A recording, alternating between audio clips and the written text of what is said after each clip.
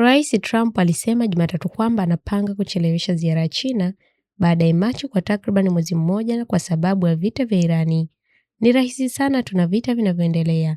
Nadhani ni muhimu kwa hapa, alisema akisisitiza. Hakuna hila na alikuwa akitarajia kumwona Rais Xi Jinping. Hatua hiyo inakuja siku moja baada ya Trump kuliambia gazeti la Uingereza la Financial Times kwamba anaweza kuahirisha mkutano huo ikiwa China haitasaidia kufungua mlango wa bahari wa Hormuz, njia muhimu ya maji kwa usafirishaji wa mafuta.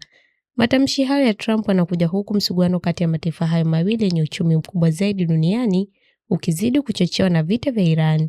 Beijing ni mnunuzi mkuu wa mafuta ya Irani na imekosoa mashambulizi ya Marekani na Israel dhidi ya nchi hiyo.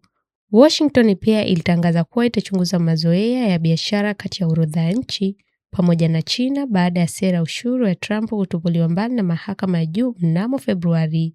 Wawakilishi kutoka Marekani na China wamekutana mjini Paris katika siku za hivi karibuni kwa mazungumzo kuhusu uwekezaji, ushuru na vikwazo vya kiuchumi.